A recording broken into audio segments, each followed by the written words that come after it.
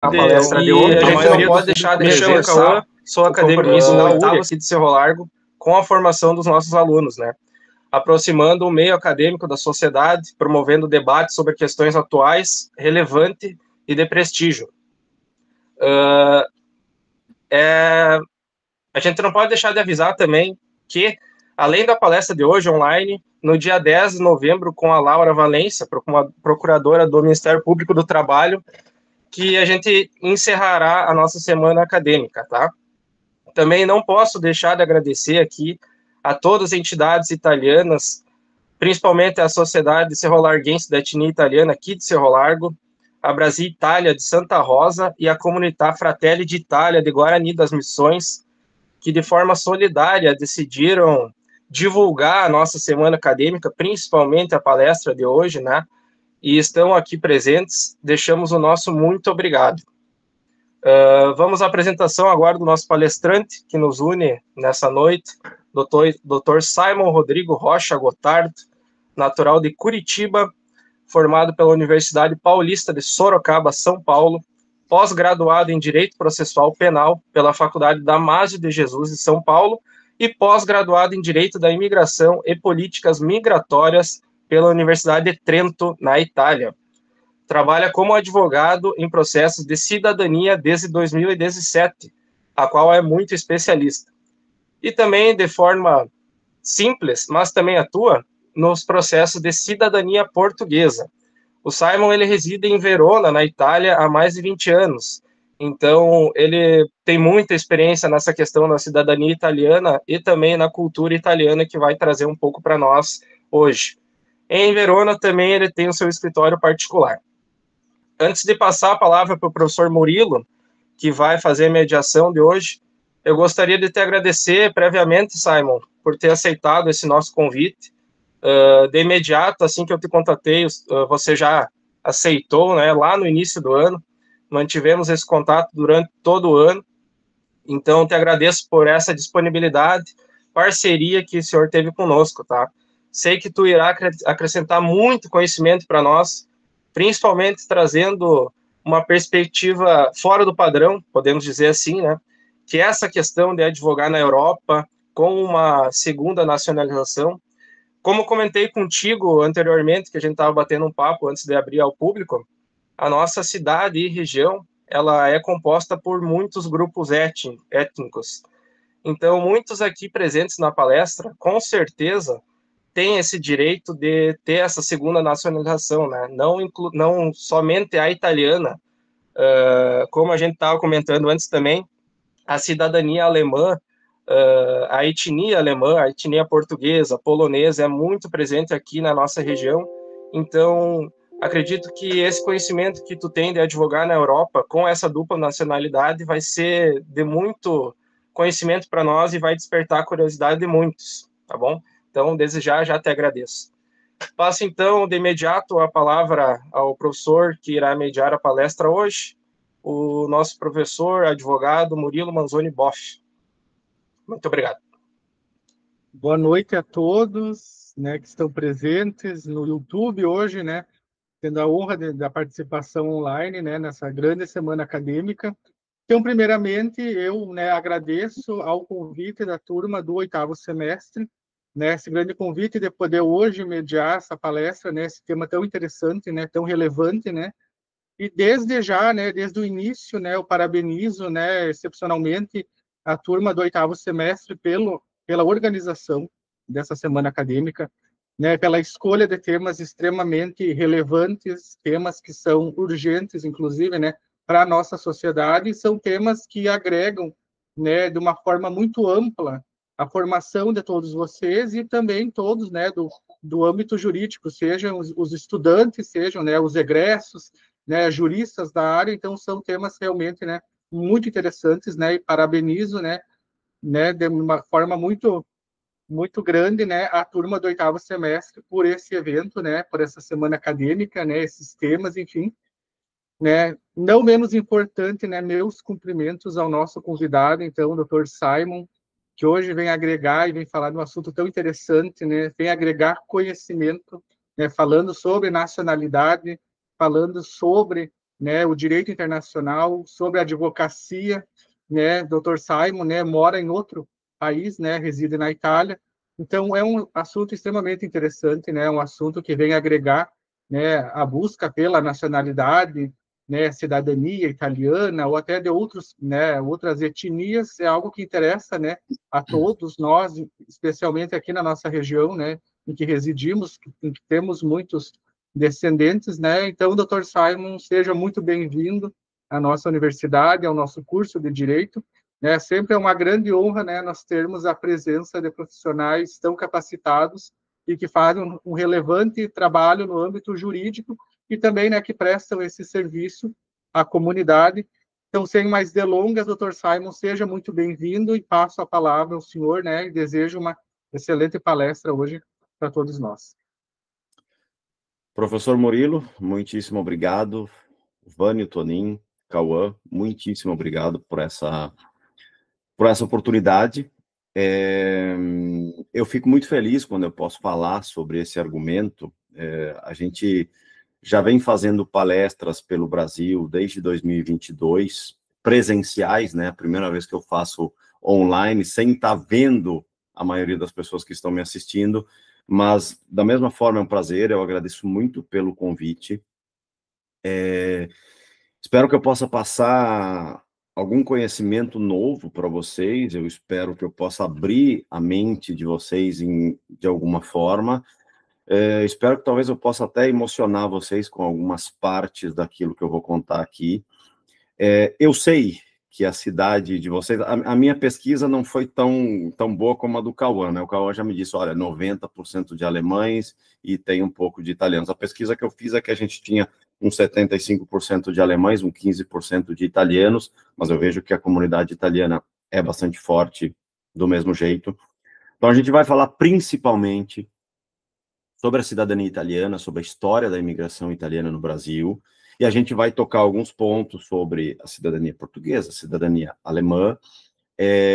Depois eu vou concluir explicando para vocês um pouquinho como é que funciona a questão de quem pretende advogar na Itália e na Europa em modo geral, que vai estar sempre ligada, na maioria das vezes, à questão de uma dupla nacionalidade.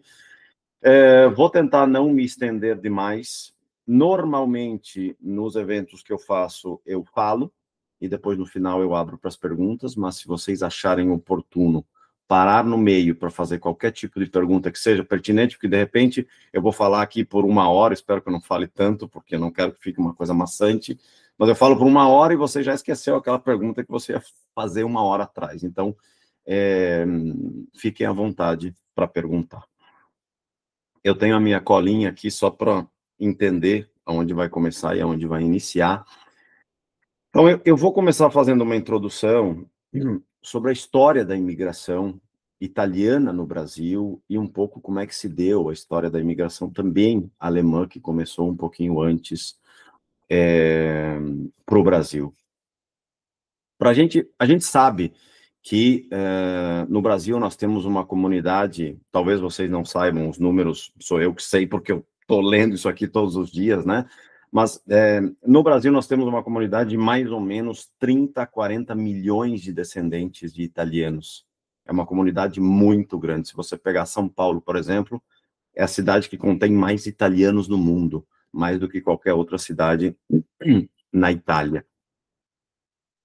E vocês sabem também, né, melhor do que eu, que existiu uma imigração alemã também em massa, né? E a gente pergunta, mas toda essa gente está no Brasil, por quê? Como? Quando?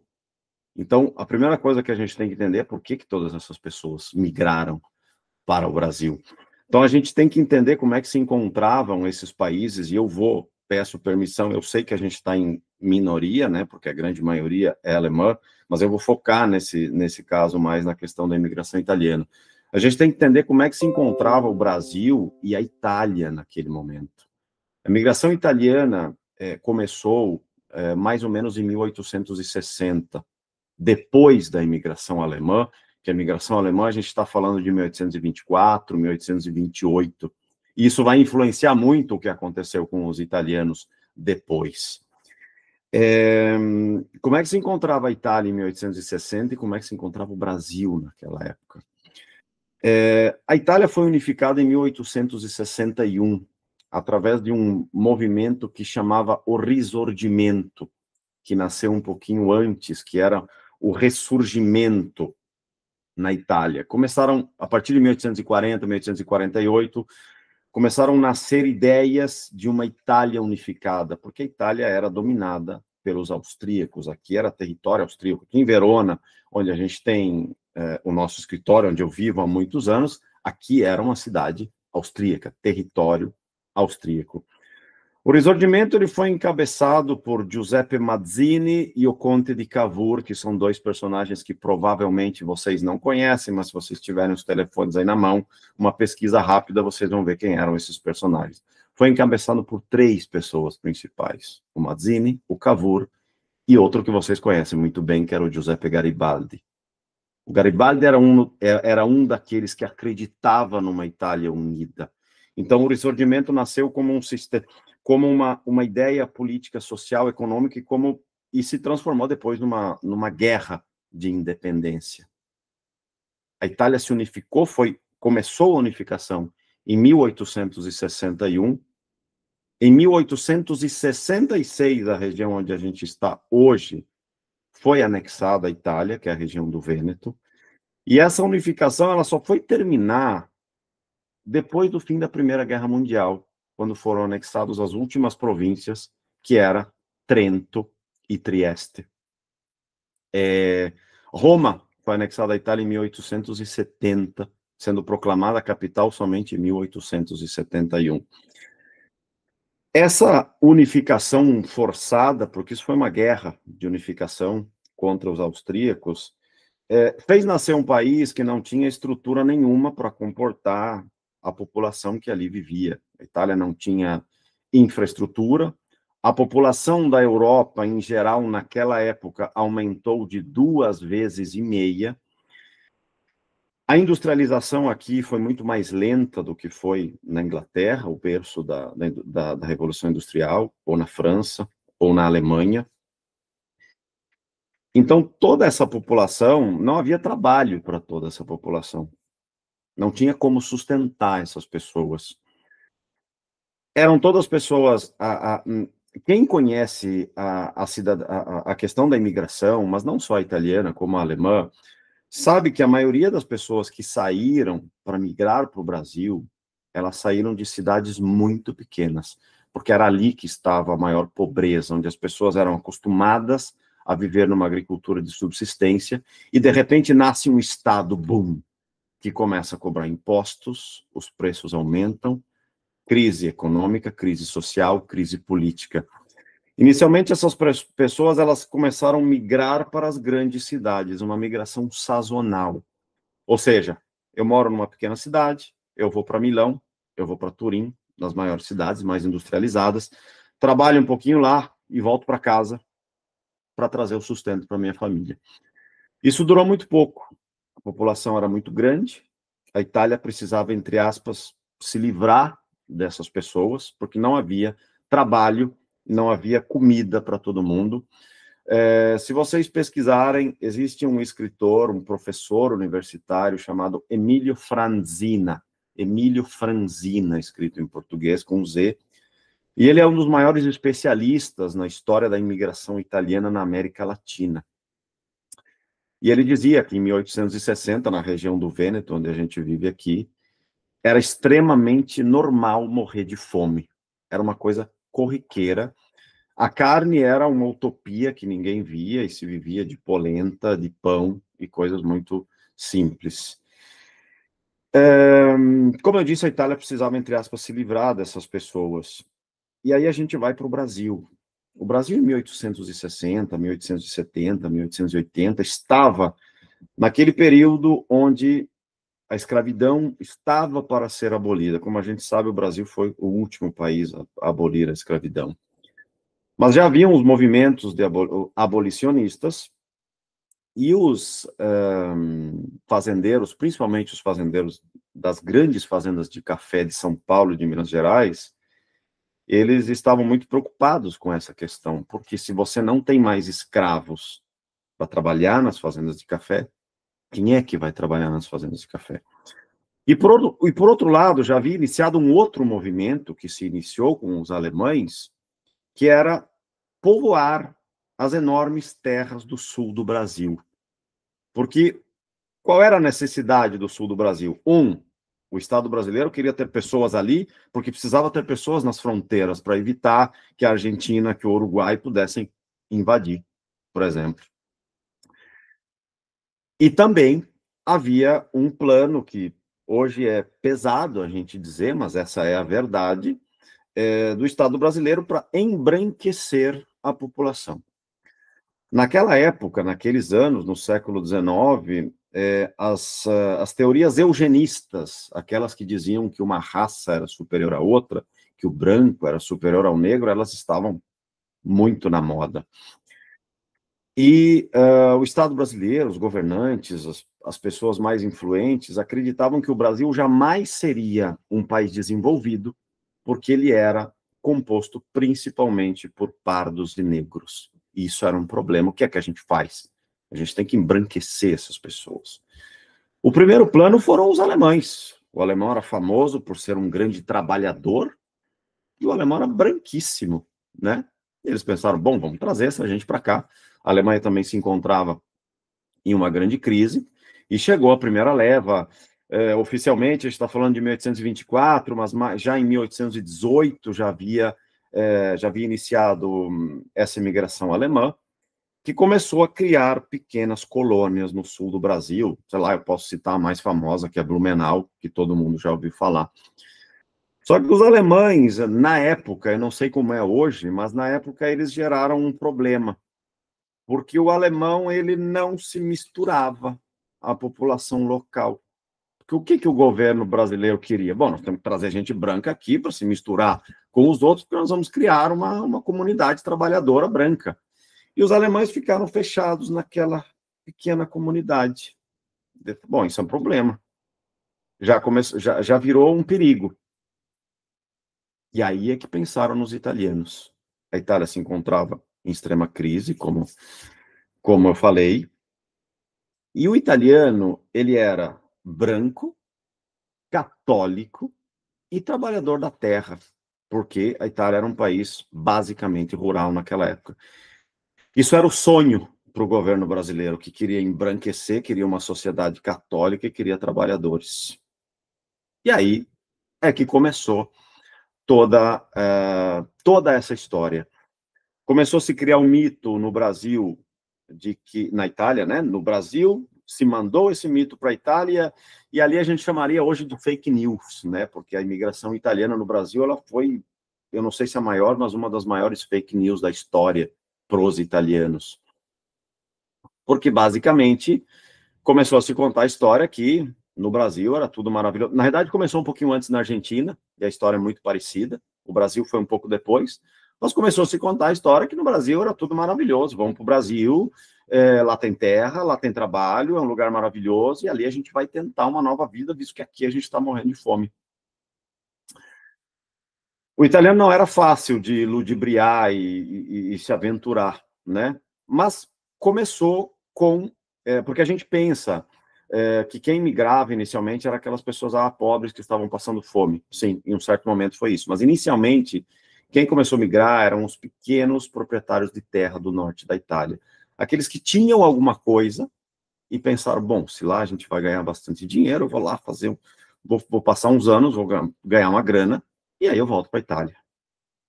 Só que era muito pouca gente. O Brasil precisava de muitas pessoas. Para vocês terem uma ideia, entre 1860 e 1920 entraram mais ou menos 1,5 milhão de italianos no Brasil, o que era muita coisa para a época. Pois bem, começou a migração desses pequenos proprietários de terra, mas o italiano, ele, como eu disse, ele não tinha muita coragem de atravessar o oceano e migrar. Então, lá começavam as campanhas de ludibriar as pessoas e contar a história. No Brasil foram criadas agências de imigração. Inicialmente, as viagens eram subsidiadas pelo governo brasileiro. Criaram-se essas agências que mandavam seus agentes para a Itália, para cá. E muitas vezes, quando eles não se convenciam que no Brasil era o paraíso, se pagava alguma coisa para o prefeito da cidade ou para o pároco, que eram autoridades máximas na época, e o padre, no fim da missa, ó, meus irmãos, lá no Brasil é show de bola, vamos todo mundo para lá, que lá é muito bom. E foi aí que começou. Em 1860 começou a imigração, mas ela se tornou uma migração de massa a partir de 1880 e foi mais ou menos até início de 1900. Foi uma migração de massa onde a grande maioria dos italianos chegaram. O destino dos italianos era dois. Só havia dois destinos, na maioria das vezes. Ou você ia trabalhar nas fazendas de café em São Paulo e substituía a mão de obra escrava, ou você ia para o sul do Brasil, ficar naquelas terras que não eram as melhores, porque as melhores tinham ficado na mão dos alemães que tinham chegado 20, 30, 40 anos antes. Pois bem,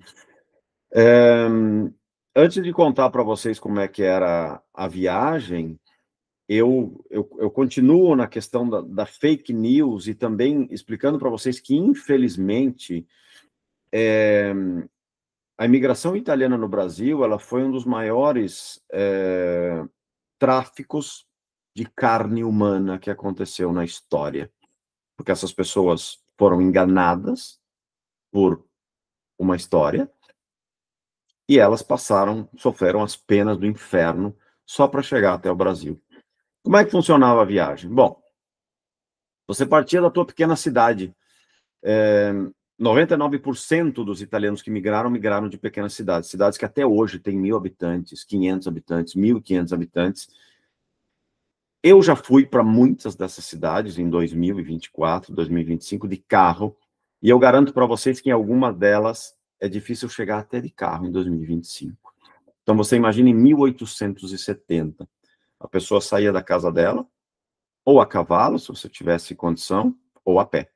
Fazia muitos quilômetros até a estação de trem mais próxima, que ia te levar ou para o porto de Gênova, que era o principal, ou para o porto de Nápoles, para quem vinha do sul, e também alguns iam para Marseille, na França, naquele porto, porque muitos proprietários de navios que transportavam os italianos eram franceses. Você partia, chegava em Gênova, por exemplo, e normalmente você chegava muitos dias antes, porque eles falavam para você, o navio parte no dia 10. Mas, na verdade, o navio partia no dia 20. E ali eles já eram ludibriados, porque havia toda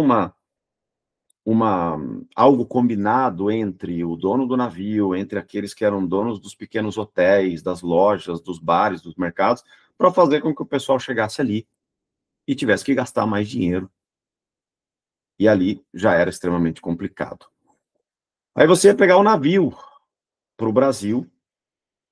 No início, a viagem era subsidiada pelo governo brasileiro, mas muitos deles não sabiam disso. Muitos deles pagavam a viagem mesmo sem saber que era de graça, vamos dizer assim. Os navios eram ou navios a vapor ou alguns barcos à vela. Em barcos, navios onde cabiam 300 pessoas, normalmente eram colocadas 800 ou mais pessoas. Uma viagem que durava entre 25 e 35 dias no mar, em 800 pessoas, num navio que cabia 300, às vezes até em navios menores e às vezes até em mais pessoas. Morrer na viagem era algo extremamente normal. Você morria por doenças, você morria pelo calor, você morria por brigas, rebeliões que aconteciam, porque vocês podem imaginar que dentro de um navio, 800 pessoas num espaço muito pequeno, é muito fácil ficar doente, e nós estamos falando de 1880, 1890.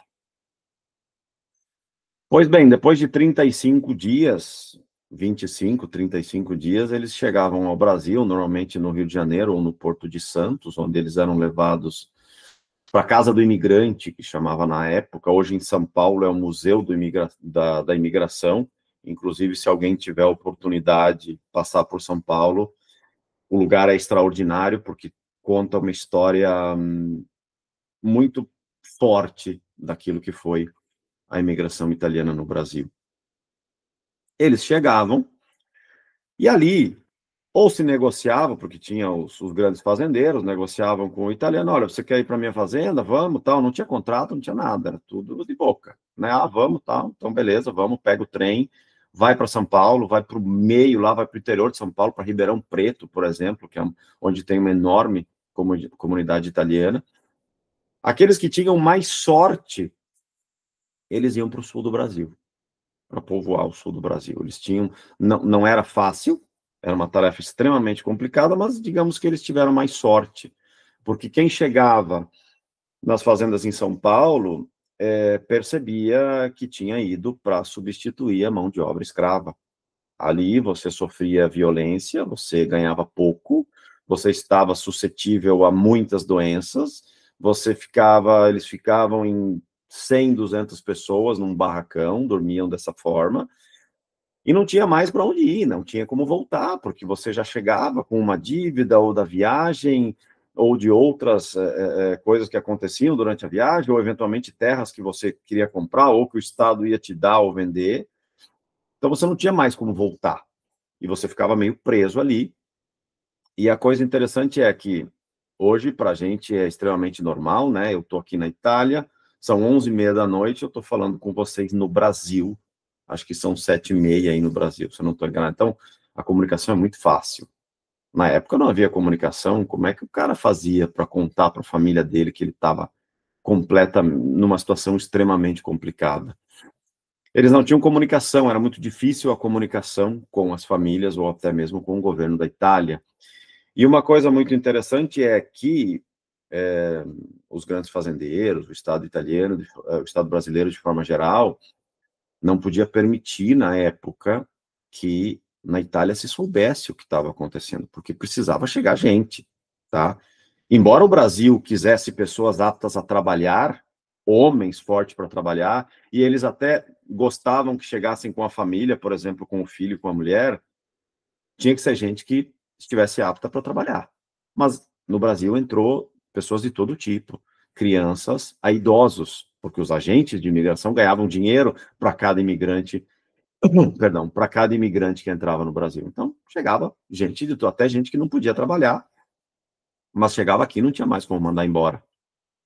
Esses italianos, e a gente fala italianos de um modo geral porque era uma Itália unificada, mas essas pessoas, a grande maioria delas não tinha ou não cultivava uma identidade nacional.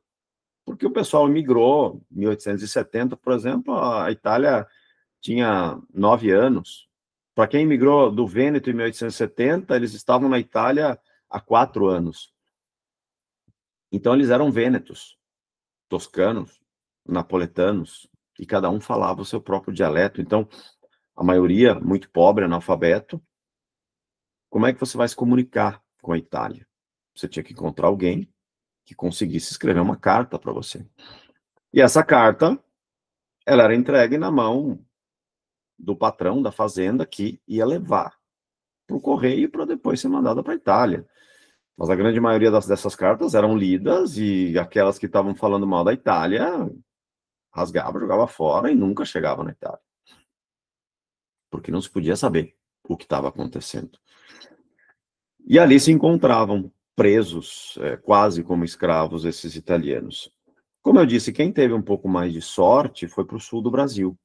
Foi colonizar as terras que estavam inabitadas, né, não habitadas. Infelizmente, hoje a gente tem que dizer isso, mas as terras eram habitadas. Existiam indígenas, mas para o Estado, indígena não era gente, né? A exemplo do que aconteceu nos Estados Unidos com a corrida para o oeste. Se tem um indígena, é uma terra livre. Então nós vamos lá e vamos colonizar.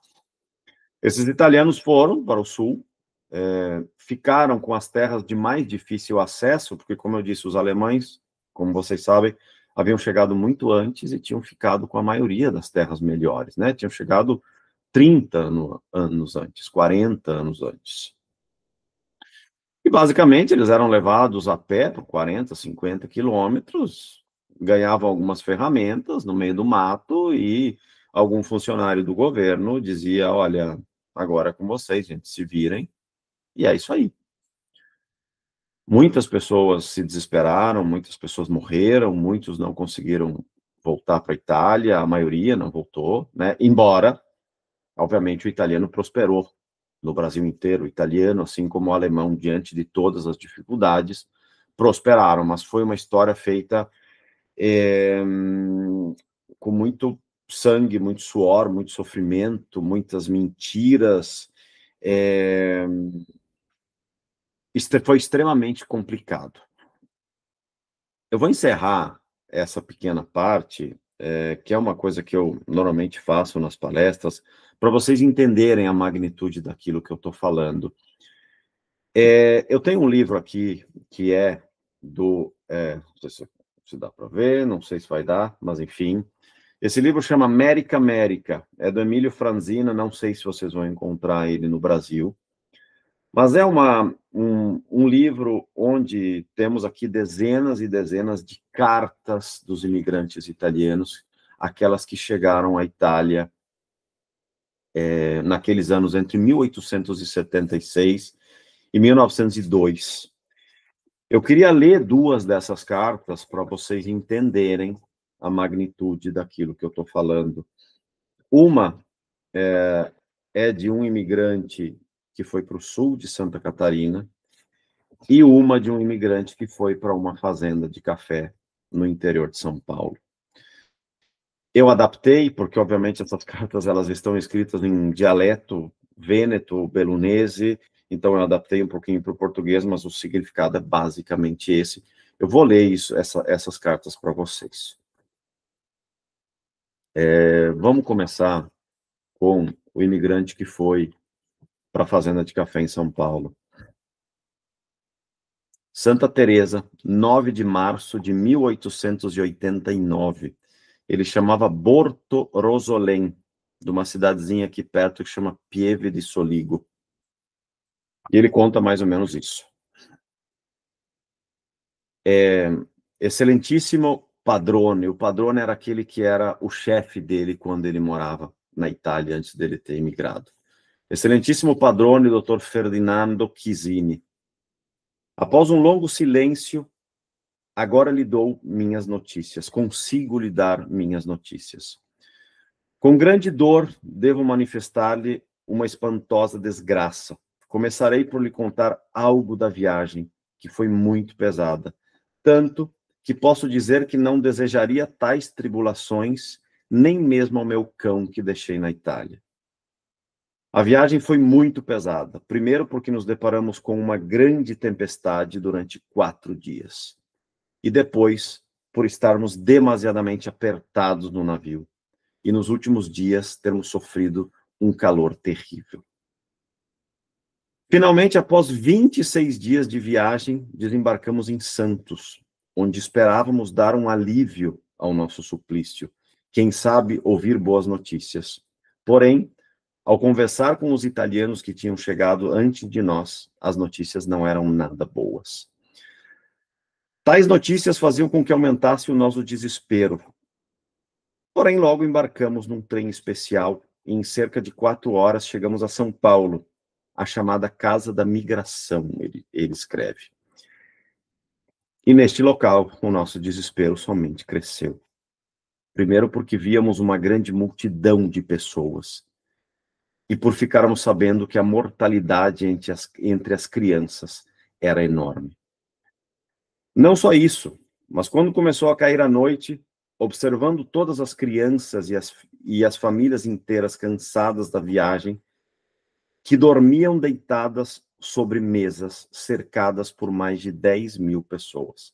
Eu não conseguia descansar, pois ouvia uma mulher a chorar num lado da sala, um homem do outro, e observando meus filhos, não conseguia parar de pensar que eu era o culpado por ter os feito passar por tantas tribulações. Digo-lhe a verdade, caro padrone, não consegui conter as lágrimas durante a noite, e assim passou o primeiro dia na América, o meu primeiro dia na América. Finalmente, após 4 dias, partimos de São Paulo para o nosso destino, Santa Teresa. e chegando ao local, descobrimos que as nossas habitações ainda não estavam preparadas e tivemos que nos abrigar numa pequena casa com 138 pessoas. Não só isso, mas vendo os italianos que viviam nesta fazenda há cerca de 5 meses e os seus pequenos filhos com os pés e pernas arruinados pelos bici, ele usa essa palavra que é um dialeto vêneto para bichos, e ele está falando dos bichos de pé. As crianças não conseguiam nem ficar em pé. Digo a verdade, caro padrone. Tal visão me fez cair num pranto e escapei para longe por um longo tempo. E não teria tido a coragem de voltar se meu pai não tivesse vindo à minha procura e me conduzido junto aos meus filhos. Somente conseguia pensar no fato que os havia trazido a passar por tantos problemas. Após poucos dias, adoeceram todos os meus filhos, e também muitas mulheres que viviam aqui ficaram doentes. Nós, que tínhamos trazido 11 filhos para a América, agora restamos com 5. Todos os outros morreram. Deixo a vós considerar qual foi o nosso desespero, pois se eu tivesse o poder, não teria ficado na América nem mesmo por uma hora. E esperando que Deus me mantenha em vida e em saúde, para que em breve eu possa levar meus filhos de volta para a Itália. E no que depender de mim, nenhum outro italiano virá para a América, pois eu desejaria antes a morte do que ter feito essa viagem. Em relação ao lugar, seria um lugar bonito, se ao menos tivéssemos sacerdotes e médicos, e se encontrasse tudo o que precisamos para viver como temos na Itália. Pois aqui quem tem saúde e vontade de trabalhar pode ganhar bastante dinheiro e tem condições discretas de vida. Se trabalhar por 2 anos, se ganha bastante dinheiro, porém, se você ficar doente por 10 dias, tudo que ganhou será perdido, pois os médicos são extremamente caros. Por hora termino esta carta pedindo que o senhor e sua família rezem por nós e espero vê-lo no mais breve tempo possível na Itália.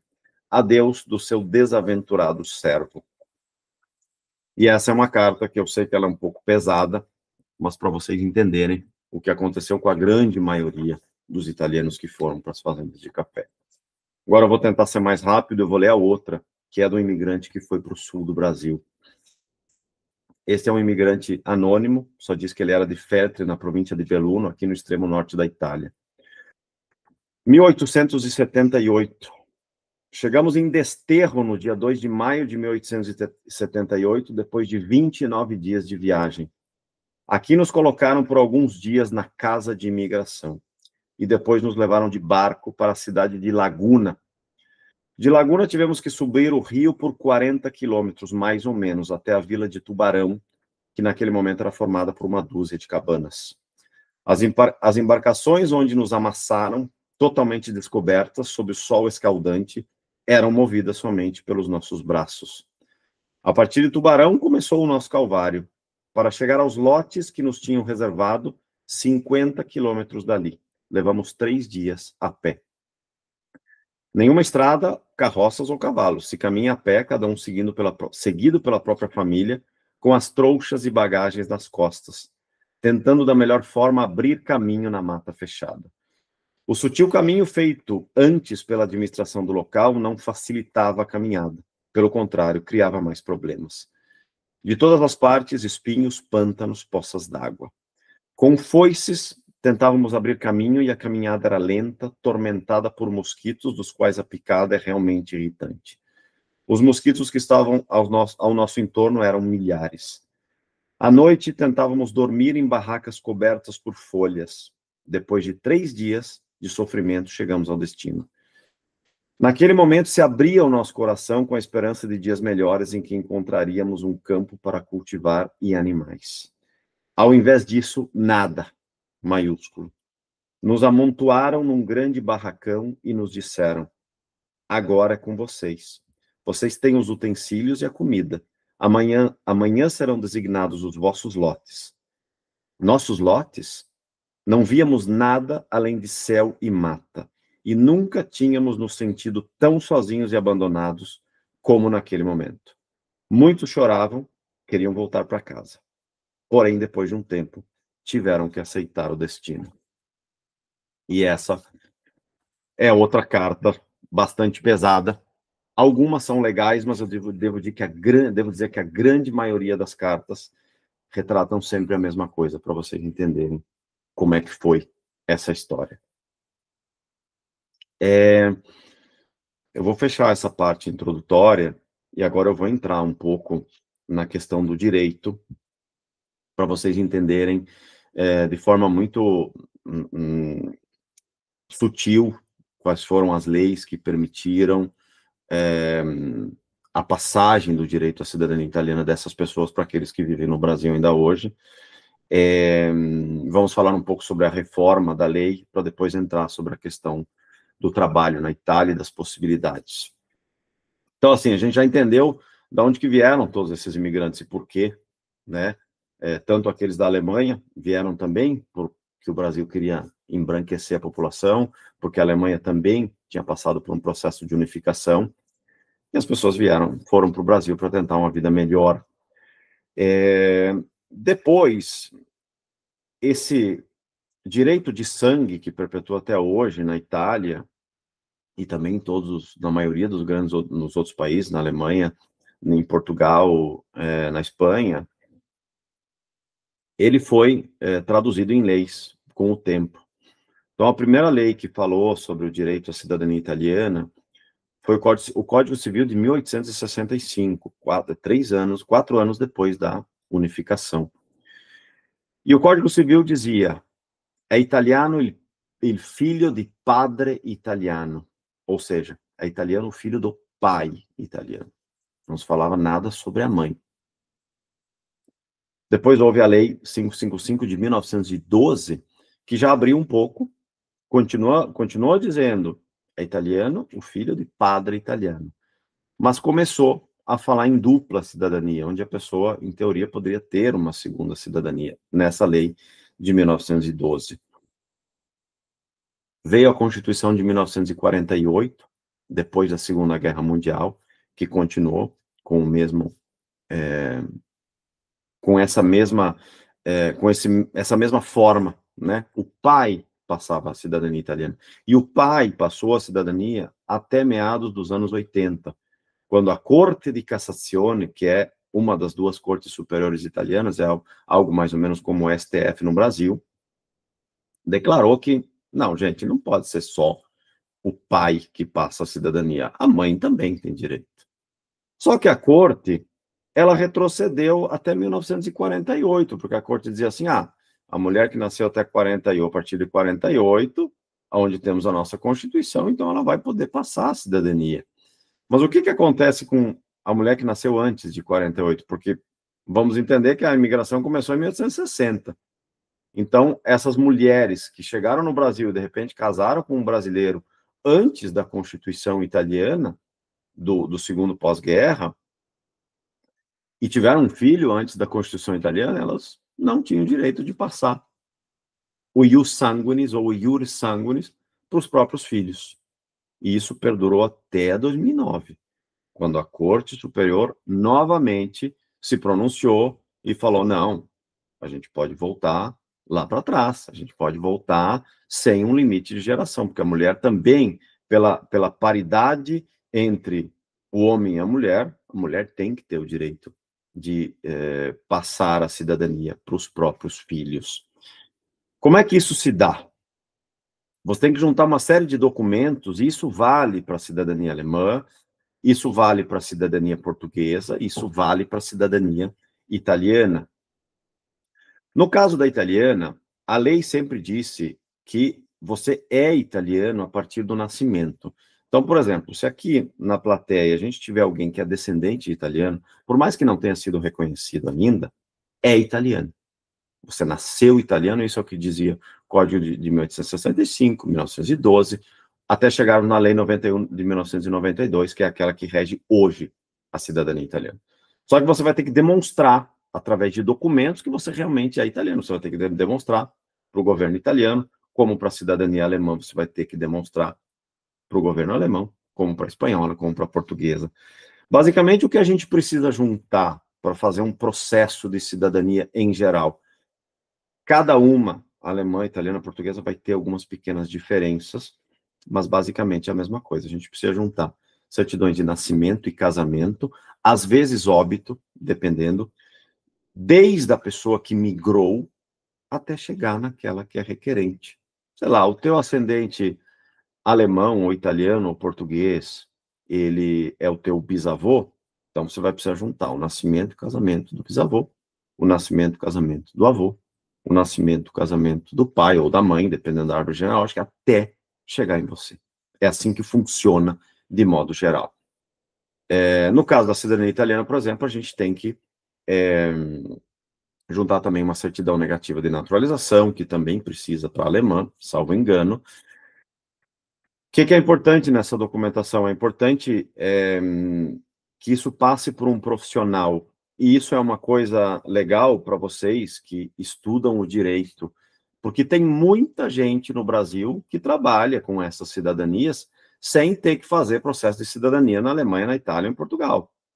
Porque existem duas fases. A primeira fase é no Brasil e a segunda fase é na Europa. A primeira fase é você correr atrás dessa documentação, você verificar e analisar essa documentação.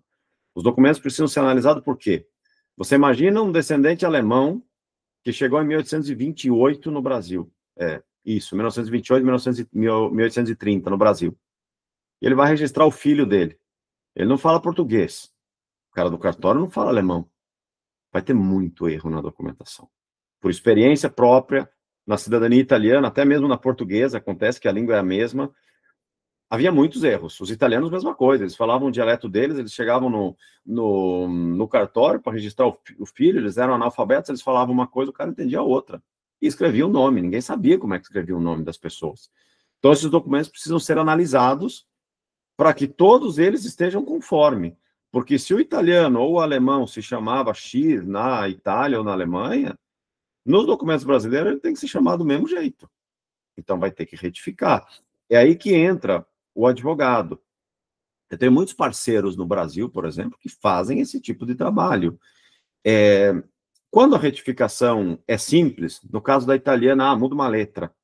Sei lá, o meu sobrenome, por exemplo, Gotardo, com 2 T's, quando o meu bisnono, trinono foi para o Brasil, virou com 1 T, porque, obviamente, o cara do cartório não sabia que tinha que colocar 2 T's. No Brasil, nós temos 2 R, 2 S, acabou. Aqui nós temos 2 T, 2 M's, quase todas as letras têm duplas, né? R, M, T e assim por diante. Então, no Brasil, você que é advogado, você pode, falar com o cartório, se for um erro muito pequeno, e você pede para o cartório, ele corrige administrativamente. Que a pessoa não precisa nem do advogado, se ela souber que isso pode ser feito. Agora, quando a gente fala de erros mais grosseiros, ou erros em que muda muito o documento, vocês imaginem a língua alemã, como é que deve ter saído certos nomes que saíram da Alemanha e depois foram registrar filhos e netos no Brasil. Na cidadania italiana mesmo, os nomes mudavam muitos, e quando você chegar com um erro tão grave, ou um erro onde muda uma data de nascimento, um local de nascimento, o cartório, na maioria das vezes, não vai aceitar fazer essa retificação. E aí entra o advogado, que vai fazer um processo judicial para a retificação da documentação. Isso é uma coisa que muitos advogados, principalmente no sul do Brasil e em São Paulo, onde existe uma grande imigração, fazem. Você tem o teu cliente, você aprende a fazer o processo de retificação, que é um processo bastante simples, é um processo que você tem que apresentar provas documentais e nada mais, e aí sim, você retifica toda essa documentação, vai ter que emitir todos esses documentos de novo, vai ter que traduzir por um tradutor juramentado, ou alemão, ou italiano, o único que não precisa é o português, porque a língua é a mesma, e vai ter que apostilar essa documentação. O apostilamento, ele é uma legalização que você faz em cartório para fazer com que dos países que são signatários da Convenção de Haia, na Holanda, então, para que um documento seja válido num outro país, signatário dessa convenção, tem que ter o apostilamento. Mas o importante, o documento que é produzido no Brasil, ele só pode ser apostilado no Brasil. O documento que é produzido na Itália, só na Itália, na Alemanha, só na Alemanha.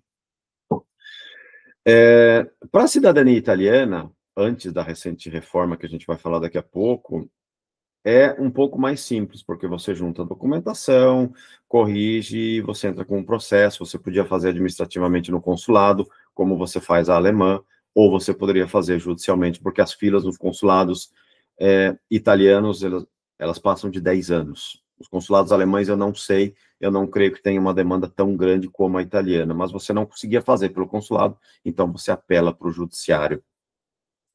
Na questão da cidadania alemã, tem um pequeno problema, porque como a imigração ela foi muito antiga, e ela começou muito antes, era obrigatório, até 1904, depois de 1904 não tem mais esse problema, mas antes, até 1904, era obrigatório que o cidadão alemão e os seus filhos mantivessem o registro consular atualizado. Então, o alemão que migrou, ele tinha que ir lá no consulado, falar, olha, eu moro aqui, meu endereço é esse, meus documentos são esses. Alguns fizeram, muitos fizeram, outros não. Então, a Alemanha cortou o direito à cidadania de muitas dessas pessoas, porque se você não conseguir comprovar se o teu ancestral estava no Brasil, chegou no Brasil antes de 1904, se você não conseguir comprovar que ele manteve o registro consular dele, você já não tem mais possibilidade de conseguir o reconhecimento da cidadania alemã, coisa que na italiana não existe. Na questão da cidadania italiana, a gente chega na Lei 91 de 1992, onde todos os problemas em relação à mulher que passa a cidadania já estavam resolvidos. Na verdade, na lei não fala que a mulher, antes de 1848, também passa a cidadania para os filhos, mas a corte decidiu, então meio que virou praxe, embora somente judicialmente fosse reconhecido nesse caso. Mas a Lei 91 de 1992 já deixava muitas coisas modernas muito claras. Então, o direito de sangue, ele perdura desde o início da imigração até hoje. Nunca houve um limite de gerações, e o reconhecimento se dava de forma mais ou menos fácil, entre aspas, porque é muito demorado. Se você for no Brasil, fila de 10 anos no consulado, aí você não vai querer esperar, você vai entrar num processo judicial que dura mais ou menos 2 anos e meio. Antigamente, os processos iam somente para Roma, que era o único tribunal competente, e Roma trabalhava muito bem.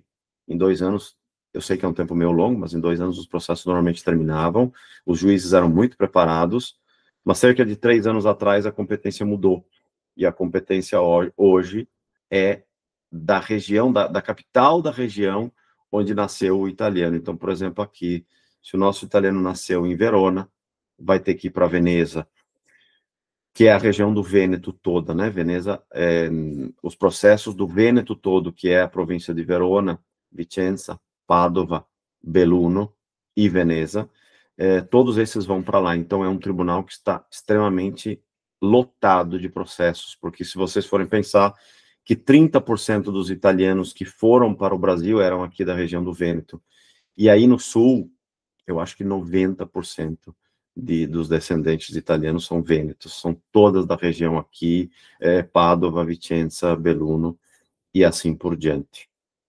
Então, o processo é meio longo, termina o processo, a gente pega a documentação e manda para a cidade onde nasceu o italiano, para que sejam feitas as transcrições do nascimento. O direito da cidadania italiana, como alemã, como portuguesa, é um direito de sangue desde o nascimento. Então, ele retroage ao dia do teu nascimento. Você vai ter uma certidão de nascimento nova, exatamente como a brasileira, com os mesmos dados. E aí, com essa certidão, é que você vai poder emitir passaporte, carteira de identidade e tudo mais, tá?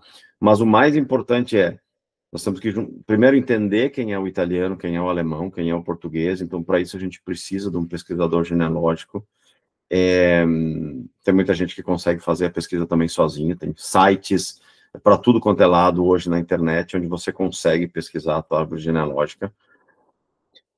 Juntar essa documentação tem que ser sempre analisada por alguém que sabe o que está fazendo, corrigida, correta. E isso é um trabalho que quem trabalha com o direito pode fazer no Brasil, analisa, corrige, emite, apostila, fala com o tradutor, traduz e manda a pasta aqui para a Itália ou para a Alemanha. Na verdade, na Alemanha, eu não sei se existem os processos judiciais de reconhecimento, porque a Alemanha ela é mais restrita, ou ela era mais restrita em relação à Itália, porque hoje a Itália ficou mais restrita. Talvez na Alemanha seja mais simples você fazer pelo consulado. De qualquer forma, eu não vou conseguir entrar especificamente nas cidadanias alemã, espanhola, porque não é a minha especialidade. Porém, eu deixo para vocês, para o professor Murilo, para o Cauã, se quiserem passar o meu contato, para quem tiver eventualmente dúvidas em relação a essas cidadanias, porque eu sei que em Cerro Largo tem uma descendência alemã muito forte, pode entrar em contato comigo, porque eu conheço muitas pessoas que trabalham com cidadania alemã, espanhola, em geral, e de outras, polonesa. Então, vocês podem ficar totalmente à vontade, entrar em contato comigo sem compromisso nenhum, que eu passo para vocês os contatos daquelas pessoas que podem ajudar naquela cidadania específica que vocês possam achar oportuno. Eu vou entrar um pouco agora naquele quesito que a gente ia falar um pouquinho sobre a questão do trabalhar na Itália, do advogar na Itália, como é que funciona, como é que vocês podem conhecer, como é que vocês podem pensar nisso para o futuro. Primeiro, eu sinto muito porque eu vou dar um monte de más notícias, né? Porque como vocês estão vendo, no mundo atualmente existe uma política de fechar as portas, né? Vocês devem estar vendo isso nos Estados Unidos, isso está acontecendo em Portugal, isso está acontecendo na Itália, porque a Itália, por exemplo, agora, antes de entrar no quesito do advogar na Europa, a Itália, a partir do dia 28 de março, ela restringiu a cidadania italiana. Então, tudo aquilo que eu falei para vocês, entre aspas, não vale mais. Porque agora você só pode ser filho ou neto de cidadão italiano, exclusivamente italiano. Então, vou dar um exemplo. Minha mãe é neta de cidadão italiano, exclusivamente italiano. Ela poderia fazer cidadania italiana, mas só ela. Ela não poderia passar para mim, por exemplo, porque a Itália tentou fechar totalmente as portas para qualquer tipo de imigração, infelizmente. Óbvio que vocês que são estudantes do direito vão entender o que eu vou dizer, porque o lado bom dessa reforma da lei é que ela é inconstitucional em várias características dela. Eu vou citar só uma. Eles criaram uma lei retroativa que retirou direitos adquiridos, que é uma coisa que, via de regra, no direito não se pode fazer. Se vocês prestaram atenção no que eu falei uns 10, 15 minutos atrás, eu disse que quem é descendente é italiano porque nasceu, não porque está pleiteando um direito, porque se inscreveu no consulado, porque está fazendo um processo. Você nasceu. Se você nasceu antes do dia 28 de março, todas as leis anteriores dizem que você nasceu italiano. O governo atual criou uma lei que retroage para retirar o direito de 99% das pessoas que teriam esse direito. Então, o que eu falei para vocês, tudo que eu falei talvez não vale, entre aspas, porque nós estamos brigando nas cortes superiores, nós temos a Corte Constitucional aqui na Itália, que vai se pronunciar o ano que vem, nós temos processos em andamento que subiram para a Corte Constitucional, onde a gente questiona a retroatividade da lei, entre outras coisas, mas o mais grave é a retroatividade da lei. Para vocês terem uma ideia, na Itália, leis que retiraram direitos adquiridos, elas existiram na época do Benito Mussolini, eu acredito que vocês saibam quem é. Então, hoje, num país democrático, é muito difícil que uma lei dessas fique em pé, até porque a própria Corte Europeia já condenou alguns países europeus no passado que tentaram fazer uma estratégia parecida. Então, assim, eu digo, olha, no momento isso não vale mais, mas está em discussão, e a gente está muito confiante de que o ano que vem as coisas vão mudar, porque a Corte, muito provavelmente, ao menos no quesito da retroatividade, para todo mundo que nasceu antes do dia 28 de março de 2025, esse direito vai ser mantido. Para quem nasceu depois, vai ser uma outra discussão. Então, como é que a gente entra no quesito para você morar, advogar na Europa, por exemplo? A gente tinha algo extremamente legal que acontecia em Portugal até alguns anos atrás, e essa é uma notícia péssima. Vou contar para vocês como é que acontecia, porque a gente não sabe se de repente muda o governo e isso volte, né? Entre a Ordem dos Advogados do Brasil e a Ordem dos Advogados Portugueses, entre o Brasil e Portugal, havia este tratado onde você, sendo advogado no Brasil, inscrito na OAB, você poderia se inscrever em Portugal, tranquilamente, sem prova, sem nada. E você, sendo advogado português, você poderia se inscrever na Ordem Brasileira. E foi essa forma que eu achei de estudar na Itália. Porque eu vou explicar para vocês as três formas, né, que eu tentei, e essa, para mim, no fim, foi aquele, com o perdão, o jeitinho brasileiro de conseguir facilitar um pouco as coisas, porque eu, como cidadão italiano, formado no Brasil, eu poderia advogar na Itália. E foi esse o meu plano inicial. Eu juntei toda a documentação, que daqui a pouco eu vou contar para vocês como é que é. Juntei toda a documentação, mandei para a Itália e tudo mais. E eles falaram, olha, o seu título de advogado pode ser reconhecido, mas você vai ter que fazer essa prova aqui, que é basicamente a prova da ordem. E eu estava estudando para fazer a prova da ordem aqui na Itália, que é uma prova extremamente complexa, tá? Não quero desmerecer a prova da ordem no Brasil, pelo amor de Deus, mas a prova da ordem aqui na Itália, as pessoas ficam 5, 6, 7, 8, 10 anos tentando, às vezes, porque ela exclui muito as pessoas. Como é que ela funciona? Você faz 3 provas escritas, uma é uma petição, e 2, a gente chama aqui de parere, que são pareceres, mas são basicamente uma petição. Um parere é o seguinte, o cliente chega no teu escritório com um problema, como é que você vai resolver esse problema? Você vai escolher as matérias, né, eles te dão as matérias as quais você pode fazer, e aí você faz essas 3 provas, que não são nada fáceis. E imagina para alguém que está no Brasil, que aprendeu italiano depois, tudo bem, eu falo italiano muito bem, porque eu estou aqui há muito tempo, mas assim, imagina alguém que chega, que fez um curso de italiano, aprendeu, e de repente vai ter que fazer essa prova, extremamente complicado. Você faz essas 3. Passou? Você vai receber a notícia depois de alguns meses que você passou.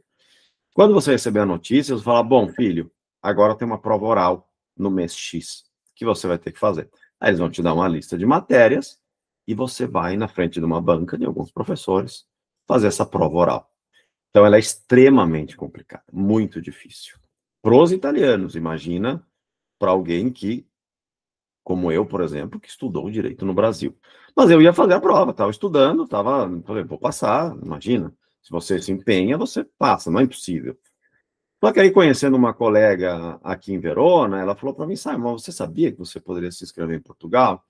E eu, totalmente desinformado, na época, a gente fala de 2017, falei, não sabia, não fazia a menor ideia. E aí eu fui me informar, fui para Portugal, consegui o domicílio com um advogado de lá e fiz a inscrição, e foi assim que eu comecei a advogar na Itália. Eu poderia advogar em qualquer país da União Europeia, com a condição que nos primeiros 3 anos, um advogado italiano assinasse as petições comigo. E foi isso que eu fiz.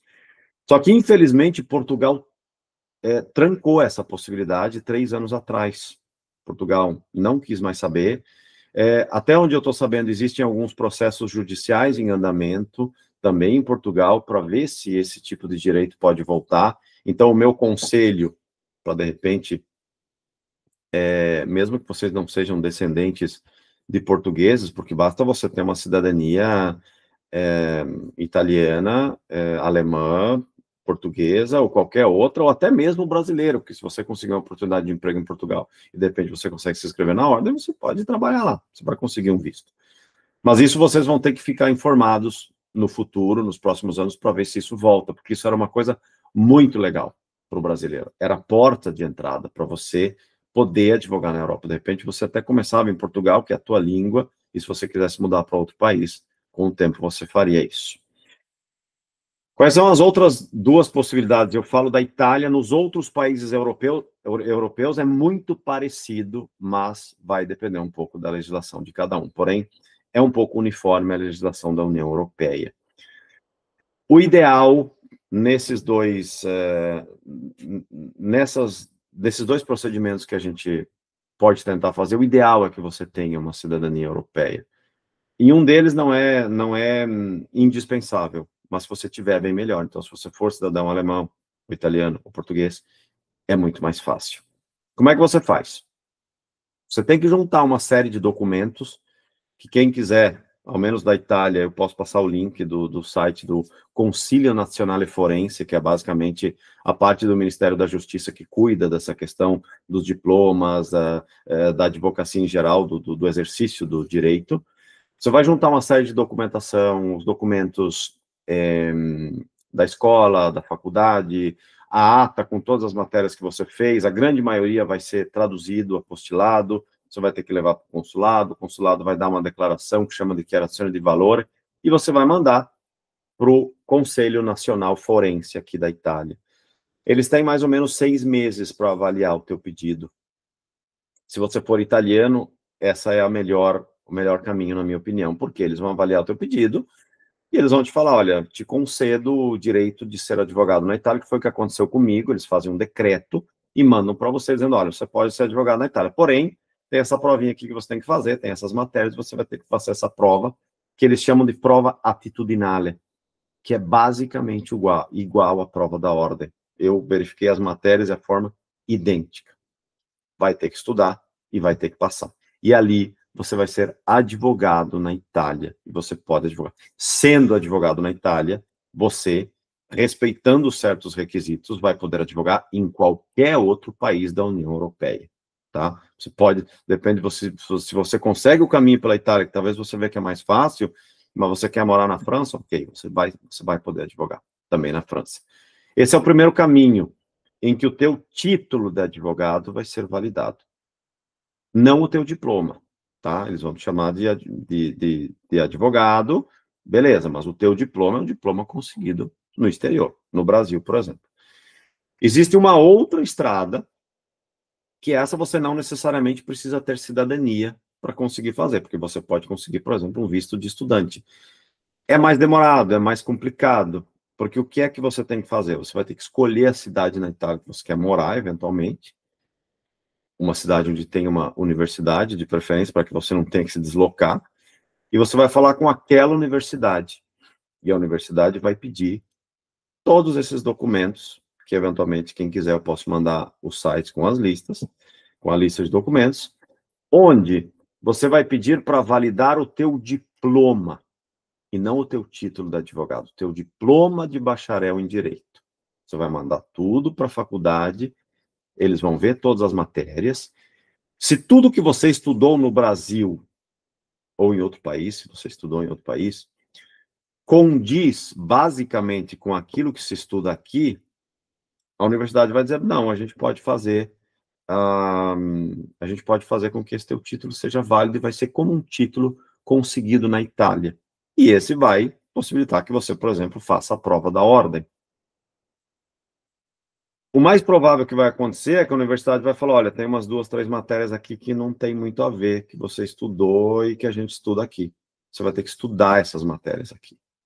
Então, você vai ter que vir para a Itália, se inscrever naquela faculdade, e ali você pode conseguir um visto de estudante para ficar aqui, e estudar essas 2, 3 matérias, aquelas que a universidade vai te falar. Você vai estudar, vai fazer as provas.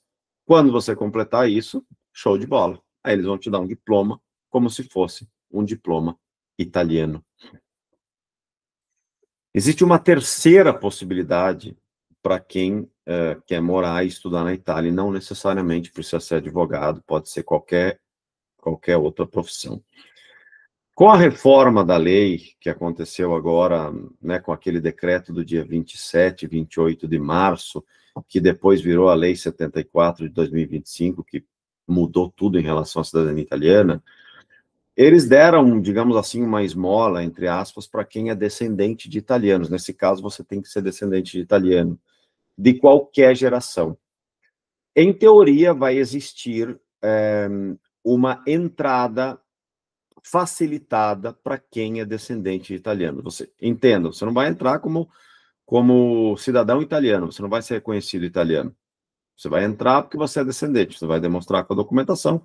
Se você arrumar um emprego na Itália, se você conseguir alguém que te dê um emprego na Itália, você entra, e nisso você pode juntar a questão de mandar para a universidade, cursar a universidade, fazer valer o teu título de advogado, ou mandar para o Conselho Nacional Forense, enquanto você trabalha com outra coisa, entra, você vai ter direito à cidadania italiana depois daqueles 10 anos de residência, se você aqui quiser ficar, obviamente, mas existe a previsão desta entrada facilitada para quem é descendente, exclusivamente de italiano, porém. Mas tem também um outro porém, que ainda não foi regulamentado como isso vai se dar.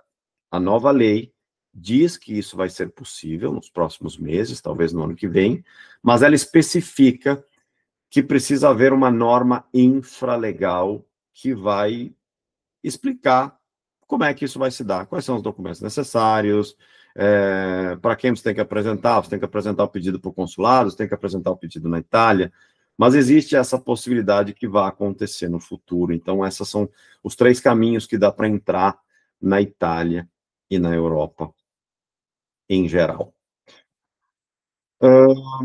Dito isso, eu encerro com alguns pequenos detalhes de que eu aconselho as pessoas fazerem e também alguns benefícios que a gente vai ter tendo uma cidadania europeia. Perdão. Então, se vocês optarem por tentar fazer um processo, um procedimento de cidadania portuguesa, de cidadania alemã ou de cidadania italiana, isso certamente vai abrir muitas portas para vocês. Eu tenho um colega que fala em liberdade geográfica, porque a gente no Brasil, a gente sabe que a gente não tem liberdade geográfica, né? O nosso passaporte permite que a gente vá em determinados lugares, que a gente fique por um tempo em determinados lugares, mas depois a gente tem que voltar para o Brasil.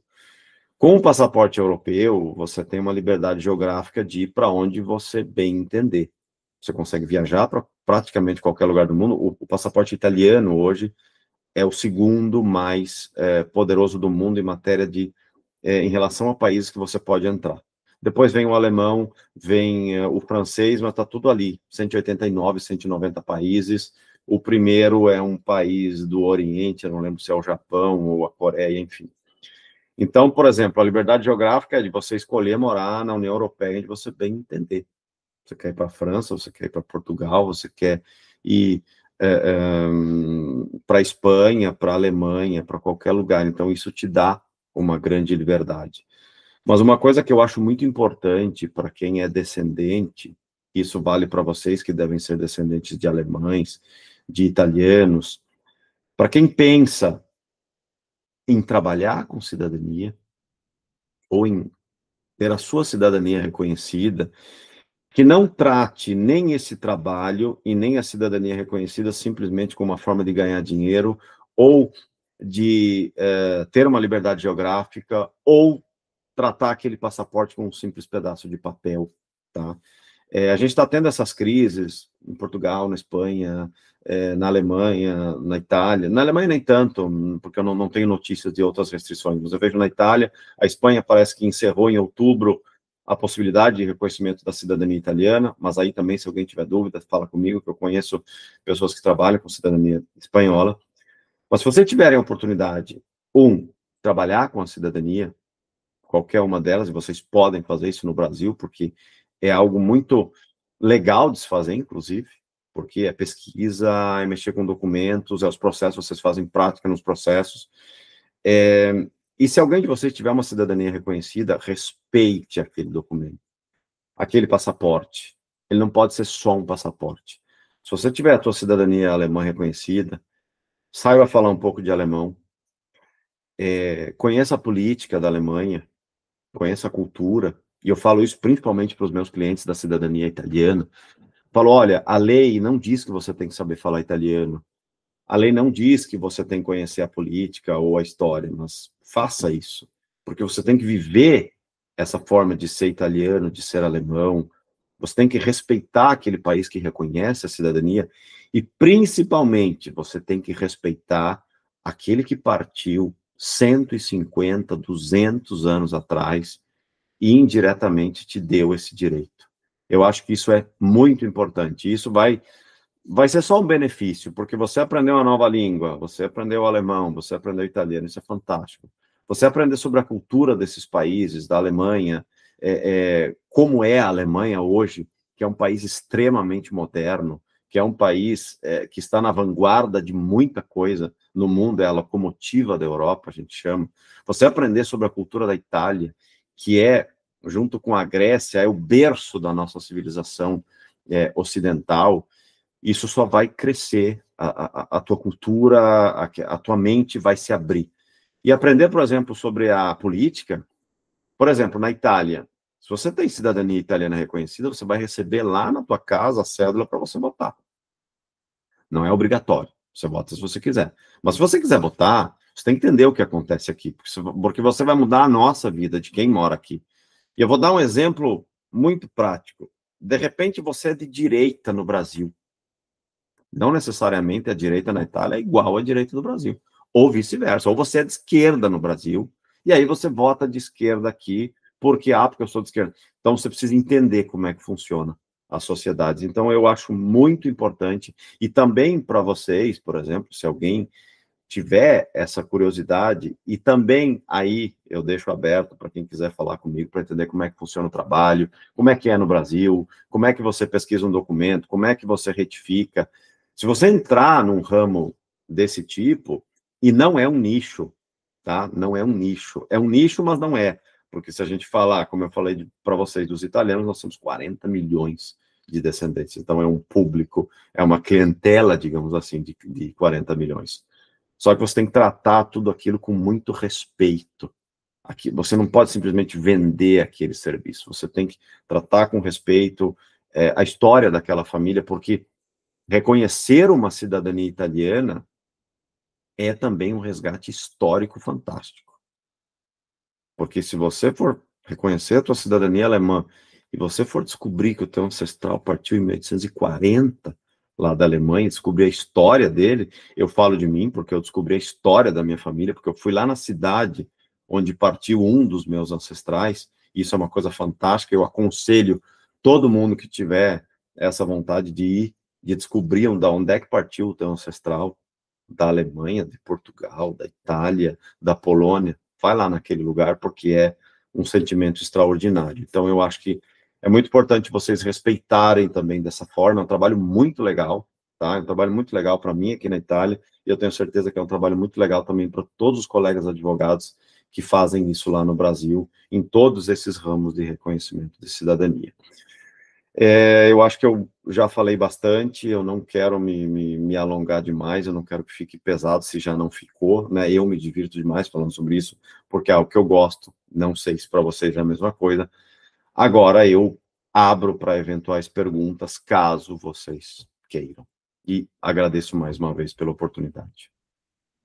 Doutor Simon, muito obrigado pela sua palestra, né, seus ensinamentos hoje, né, nossa, agregou de uma forma excepcional, né, e antes de eu iniciar as perguntas, né, algo muito interessante que o senhor trouxe, que eu gostaria de falar, foi sobre a questão, né, do contexto histórico, né, de toda essa questão de quando esses imigrantes vieram, né, da Itália, da Alemanha, como o senhor citou, né, mas principalmente desses exemplos, né, que o senhor, né, do livro que o senhor contou, dessas histórias, né, e elas são, né, extremamente importantes para que a gente possa compreender, inclusive, né, o sentido da construção do Brasil, né, e com isso a gente pode perceber que o Brasil, né, foi construído, né, a duras penas, porque nós tivemos um período de escravidão, né, terrível no Brasil, né, e posteriormente, né, um período também de um trabalho indigno, de pessoas que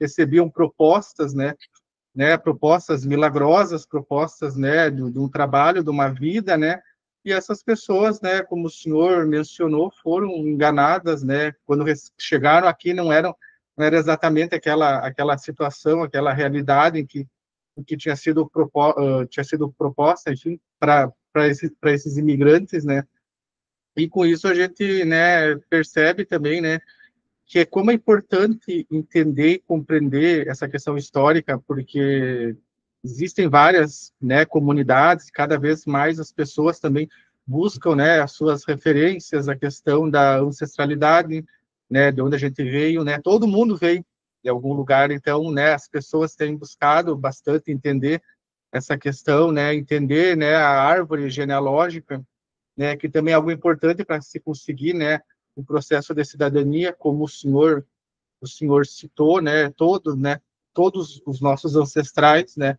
precisa ter documentação, precisa ir atrás, né, dessa questão.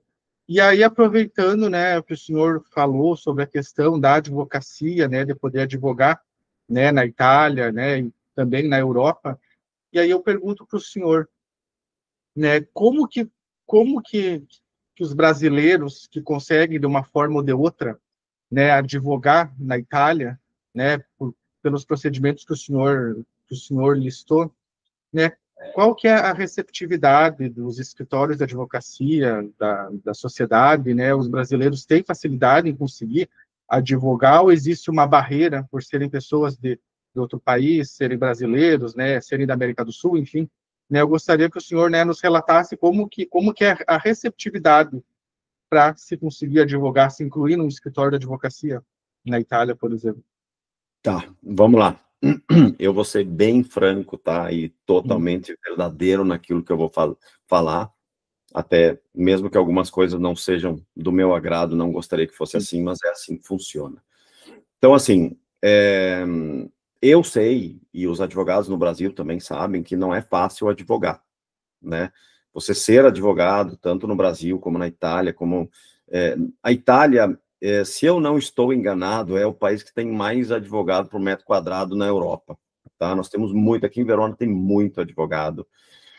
E a gente não tem uma grande receptividade, mas não só porque você é estrangeiro, é porque você é um concorrente, entendeu? Então, assim, eu sou muito sincero em dizer que eu tenho um escritório legal agora, a gente conseguiu crescer, a gente tem um escritório médio, mas, assim, foi a duras penas, tá? Porque não é só pela questão de você advogar na Itália, tá? O problema maior é você migrar. A gente acabou de falar sobre um contexto histórico de quem em 1880 foi para o Brasil, e lógico que o que eles passaram é milhões de vezes maior do que o que a gente passa aqui. Mas quando você migra, você muda totalmente a tua vida. Você começa do zero. Não, quem falar o contrário, porque assim, se você abrir o Instagram agora, tá cheio de gente que mora na Itália, ou não sei aonde, tudo bonito, um biqueiro de vinho, não sei o que, mas não é assim, tá? É muito difícil. Você consegue prosperar, tá? Eu posso dizer que aqui na Europa você tem mais oportunidades do que você não teria no Brasil, né? Você tem, sei lá, até para falar no teu poder aquisitivo, tá? Você pode começar bem pequenininho, mas você tem condição de ganhar e sobreviver, enquanto que no Brasil é muito mais difícil. Só que, claro, você migrou, você está num país estrangeiro, você pode estar na Itália, que tem uma cultura parecida com o Brasil, parecida entre aspas, tá? O Brasil é muito mais receptivo. Eu dou um exemplo, toda vez que eu vou para o Brasil, eu amo a Itália, eu moro aqui há praticamente 20 anos, então eu construí minha vida, eu tenho amigos aqui que são família, tem metade da minha família que mora aqui, mas toda vez que eu vou para o Brasil, eu vejo como é diferente o tratamento do brasileiro, tá? A gente muitas vezes tem aquela síndrome do vira-lata, que o estrangeiro é melhor. Eu digo que não existe um povo que é mais receptivo e mais educado do que o brasileiro. E meus amigos italianos aqui falam isso, aqueles que foram para o Brasil. Então, você vai migrar, e você vai se deparar com uma realidade totalmente diferente da tua. Você vai conhecer pessoas muito boas, mas você vai conhecer também pessoas que vai te ver como um estrangeiro e vai ser muito mais difícil para você se inserir, tá? Então, mas uma coisa que é legal é que o estrangeiro, em modo geral, e não só o brasileiro, ele meio que se une quando ele está no exterior. Então, eu vejo que eu estou aqui há muito tempo, né? Então eu estou muito bem integrado. Então eu tenho cliente, principalmente brasileiro, porque a gente fala de cidadania italiana, né? Dos brasileiros, mas tem argentino. Eu tenho clientes italianos, eu tenho parcerias com advogados italianos, mas porque eu estou aqui há muito tempo. Mas para quem começa, na maioria das vezes fica naquele nicho do brasileiro, entendeu? Porque o brasileiro ele quer achar um advogado brasileiro, assim como o brasileiro quer achar um dentista brasileiro. A gente é muito isso. Né, sei lá, vou te dar um exemplo. Não tem um dentista melhor que o brasileiro. O brasileiro, quando está aqui, ele vai procurar um dentista que é brasileiro, entendeu? Então, assim, existem muitas dificuldades. E eu acho que a maior dificuldade não é de você advogar, ou de você ser gari, ou de você ser médico.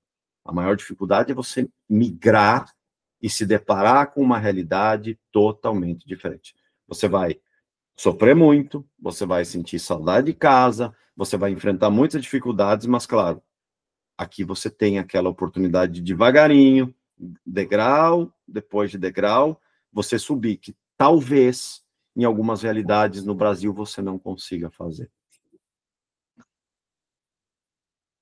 Sim, exatamente, né? São barreiras, né?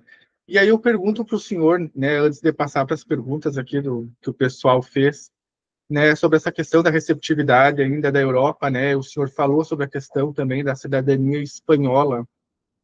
A Itália possui uma receptividade maior que a da Espanha, porque eu vejo relatos na internet e eu costumo ver geralmente o pessoal reclamando um pouco mais da Espanha do que da Itália.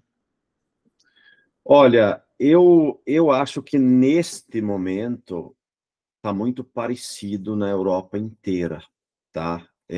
O estrangeiro, de modo geral, ele está sofrendo muito preconceito, não só na Espanha, não só na Itália, não só na Alemanha, não só em Portugal. Obviamente, tem alguns países que têm muito brasileiro, como em Portugal, como na Espanha, como na Itália. Então, ali é mais fácil que apareça uma notícia de que houve o preconceito, tá? Então, assim, eu não vou saber te dizer se é mais ou menos, mas o que eu estou vendo é que, de um modo geral, o mundo ele está voltando para uma fase onde aquilo que é diferente é ruim. E é de modo geral, no mundo inteiro. Os governos estão alimentando essa questão. Então, infelizmente, na Europa, em modo geral, eu vejo que isso está acontecendo, mas é quase que uniforme, principalmente nos países aqui mais do sul da Itália, do sul da Europa, Itália, Espanha, Portugal. Eu vejo que o problema ele começa a ficar bastante grave, infelizmente. Mas não são todos assim, tá? Não é todo mundo assim. Em qualquer lugar que você for, você vai encontrar o ignorante, infelizmente. Você vai encontrar o racista, você vai encontrar o ignorante, você vai encontrar o preconceituoso, mas também você vai encontrar muita gente boa, muita gente aberta, por sorte. Passando aqui para as perguntas do pessoal, a Raíssa e a Larissa enviaram perguntas bem semelhantes. Qual seria, né, uma delas pergunta, né, qual teria sido a sua maior dificuldade com a advocacia, né, no início da advocacia na Itália, e a Larissa também perguntou qual seria hoje a maior dificuldade da profissão de advogado na Itália, para quem é imigrante. Então, a maior dificuldade foi o fato de eu ter estudado no Brasil e depois ter me deparado com um Código Civil, um Código Penal italiano. Existem muitas semelhanças, né? Os nossos códigos brasileiros, eles foram tirados muito do francês, do italiano, então as semelhanças são muito grandes, embora eu acho que a lei brasileira, ao menos na teoria, talvez não na prática, na teoria ela está um pouquinho mais evoluída, tá? Eu posso falar uma besteira, a gente está no berço do direito aqui, mas aqui a gente é muito mais tradicionalista, é muito mais fechado em relação a determinadas leis. Mas eu acho que a dificuldade maior foi essa, porque, por exemplo, quando eu comecei com a cidadania italiana, eu conhecia tudo em relação à documentação, em relação às retificações e tudo mais, e estava na ponta da língua porque eu estava sempre vendo aqueles documentos, eu fazia pesquisa e tudo mais.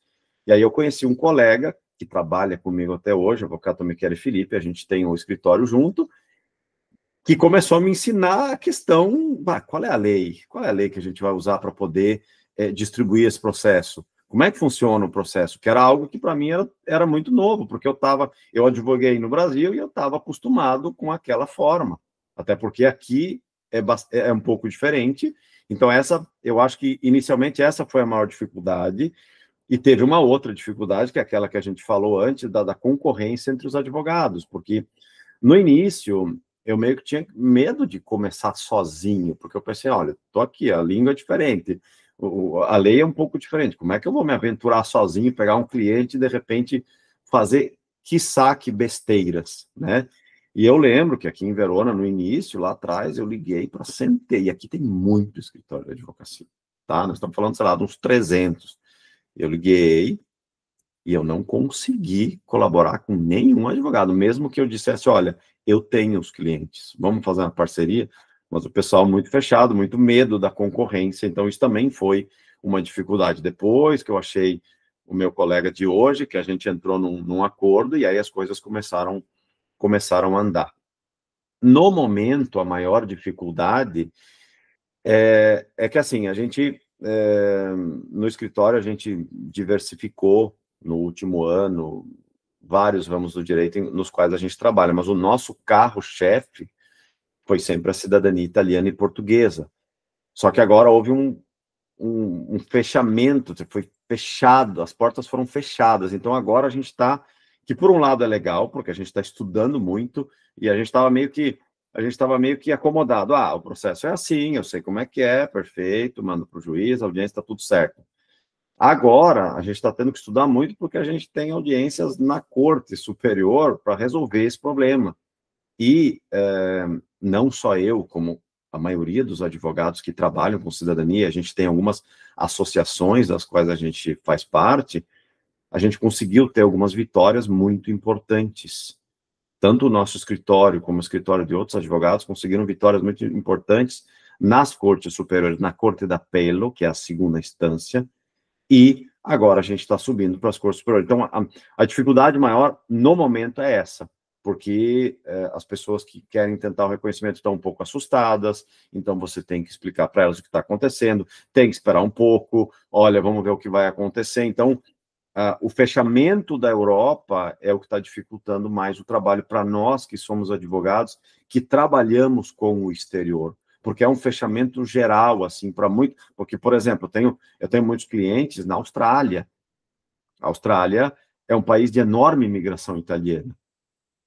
E não é uma imigração de gente que quer vir da Austrália para tentar uma vida melhor, porque eles estão muito bem lá na Austrália. Mas tem gente que quer fazer a cidadania por uma questão afetiva, ou porque tem um emprego aqui na Itália, e as portas meio que se fecharam. Então, essa está sendo a dificuldade maior neste momento.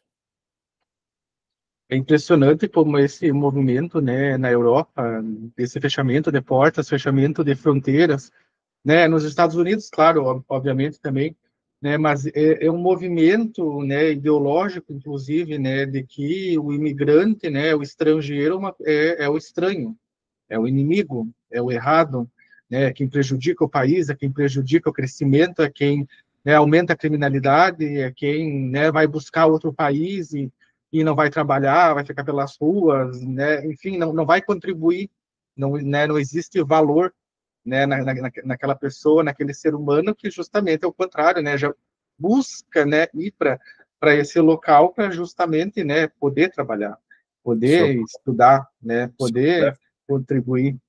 Se eu puder fazer uma observação, professor Sim, Molino, sim, me perdoe. Eu estava lendo no jornal, algumas semanas atrás aqui, que esse ano a gente teve a menor taxa de natalidade da história.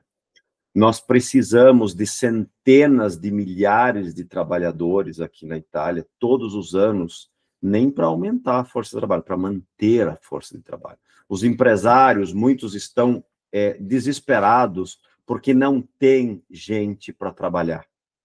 E aí, eu vou falar uma coisa que, por favor, nessa era da internet, a gente tem que ter muito cuidado com aquilo que vai falar, mas deixando bem claro, eu acho importantíssimo que todos tenham oportunidade, que você venha da África, que você venha da China, que você venha de qualquer lugar. Se você veio aqui para trabalhar e para somar, eu acho que você tem que ter a oportunidade de entrar.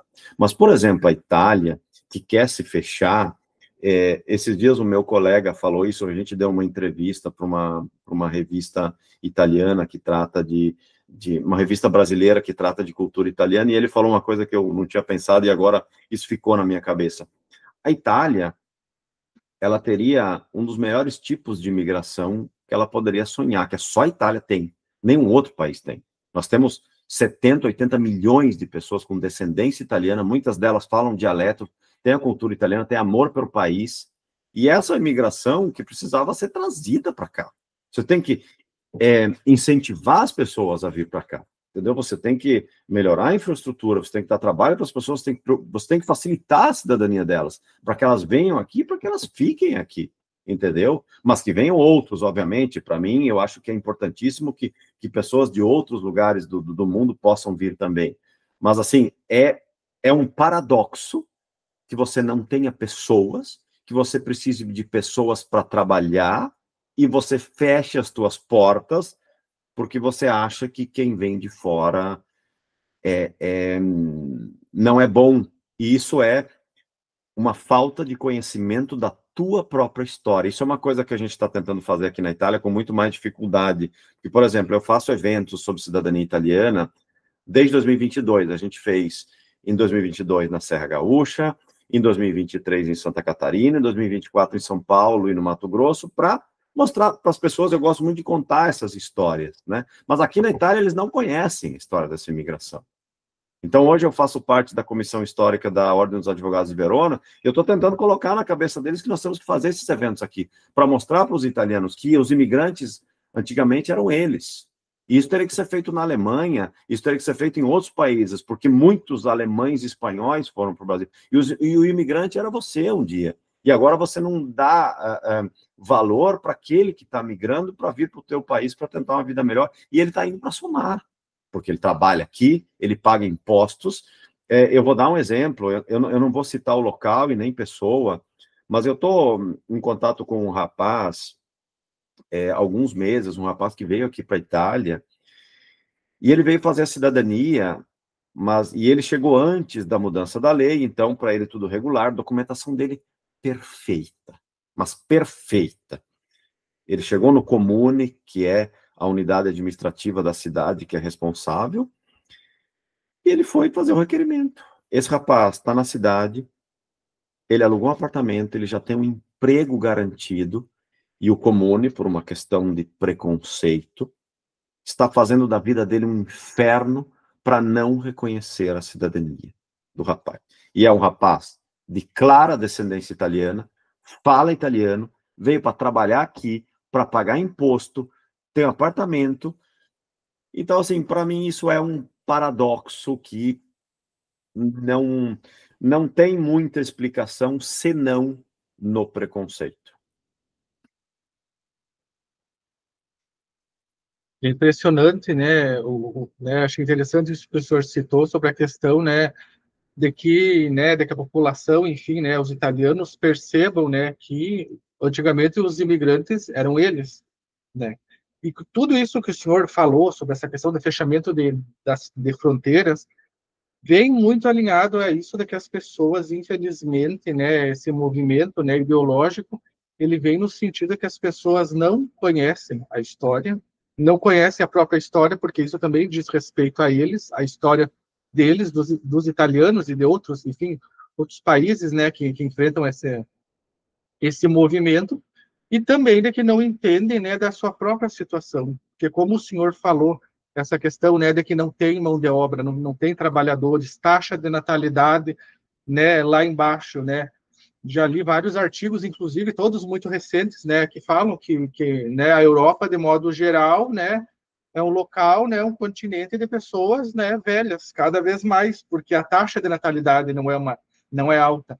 Então, tu precisa ter pessoas trabalhando, e tu precisa ter pessoas também estudando. As pessoas que estudam, elas vão proporcionar, né, elas vão trazer algo para aquele país, para o desenvolvimento, para o crescimento, né, mas infelizmente, né, nós temos agora, né, não sei até quando, né, essa movimentação, né, e é bem curioso, né, porque isso vem contra o que foi, né, a existência, inclusive, da União Europeia, dessa junção, né, uma das disciplinas, inclusive, né, que os cursos de graduação em Direito na Europa têm é o direito comunitário, né, que esse direito de integração, né, e de repente a gente vê tudo isso, né, justamente no contrário, né, vindo, né, na contramão, né, não sei até quando, né, mas realmente espero, né, e desejo para o senhor que todos esses processos aí, né, que exigem, né, que se recorra, né, às cortes superiores, né,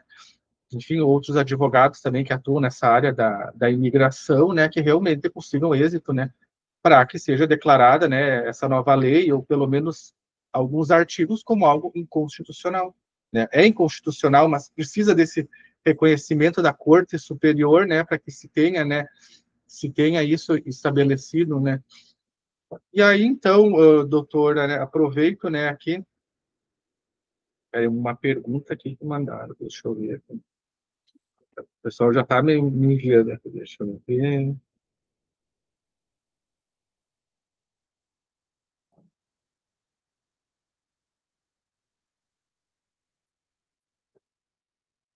Pergunta é a seguinte: houve alterações no que diz respeito com a obtenção da cidadania italiana pelo casamento mais exame B1, isso aqui é italiano, não sei, cittadinanza de proficiência? Então, na realidade, mudanças recentes, não teve nenhuma mudança recente. Essa do B1 de italiano, ela já há algum tempo, ela existe, e ela é um paradoxo também, porque assim, se você tiver o direito de sangue, você não é obrigado a saber o italiano.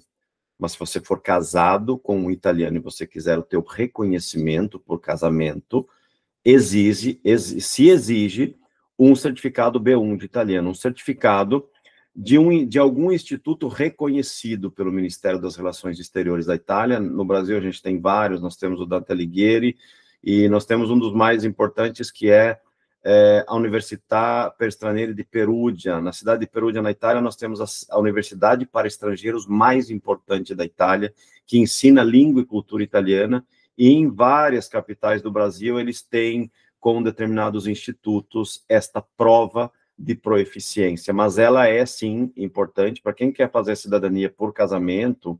Se você mora fora da Itália, casada com um cidadão italiano, 3 anos de carência de casado, que cai pela metade se você tiver filhos menores, tá? Então tem que ter esse prazo, tem que apresentar um certificado de antecedentes criminais que com menos de 6 meses, e tem que ter, se você for fazer o pedido, que é um pedido que se faz online no site do Ministério do Interior da Itália, tem que ter já em mãos esse certificado B1 de conhecimento da língua italiana, para qualquer um que seja casado com italiano e queira o reconhecimento da cidadania pelo casamento. Com exceção se a pessoa, se a gente falar de pessoas um pouco mais velhas, se casaram antes de 1983, 27 de abril de 1983, aí não precisa de nada, o reconhecimento já é automático. Agradecemos a pergunta aqui do Dr. Giovanni Menegas, magistrado, né? Obrigado, né, pela participação, né? Participou ontem da nossa semana acadêmica, né? Hoje novamente, né? Agradecemos a participação. Então, encerrando, né, os trabalhos por hoje, Dr. Simon, agradecemos, né, imensamente a sua participação hoje, a sua contribuição. Foi extremamente excelente, né, trazer todos esses ensinamentos, né, e essa contribuição também, porque é um assunto que interessa bastante, né, os alunos, né, nos interessa também, né, enquanto sociedade, comunidade, né, e descendentes, né. Então, né, os mais sinceros, né, muito obrigado ao senhor, nossos agradecimentos, né. Agradeço também, né, em nome da turma do 8º semestre, né. Lembro a todos também, né, que semana que vem continua a semana acadêmica, né, na segunda-feira. Então, doutor Simon, muito obrigado, né? Muito obrigado. Seja sempre bem-vindo à nossa universidade, né? Mais outras oportunidades que terão, né? Temos a disciplina, inclusive, de Direito Internacional, então sinta-se sempre, né, convidado a participar, né, do nosso curso, da nossa instituição. Professor Murilo, Vânio, o Cauã, que foi também quem me convidou, eu agradeço muito pelo convite. Espero que vocês tenham gostado, espero que alguma coisa de útil tenha saído daqui, tá? Para mim, como eu digo, é um enorme prazer, eu adoro falar sobre isso aqui, conversar. É uma pena que eu não esteja aí para a gente poder debater, que é uma coisa que eu acho muito legal, mas agradeço mesmo. E, como eu disse antes, caso alguém queira o meu contato, fiquem à vontade, tá? Quem me conhece, o Cauã que me conhece, sabe que se alguém me escreve em 5 minutos, eu já estou respondendo, sem compromisso nenhum, tá? Ninguém precisa ficar com medo que vai ter que vir cobrar consulta ou alguma coisa em relação a isso. Se tiverem dúvidas, se tiverem necessidade de contatos de pessoas que fazem cidadania alemã, espanhola, portuguesa, mas, enfim, espanhola, polonesa e por aí vai, é só falar comigo, para mim vai ser um prazer, absolutamente. E, mais uma vez, só tenho a agradecer e espero que a gente fique em contato para o futuro. Com certeza, doutor. Então, pessoal, boa noite a todos, né? E semana que vem, então, continuamos a nossa semana acadêmica.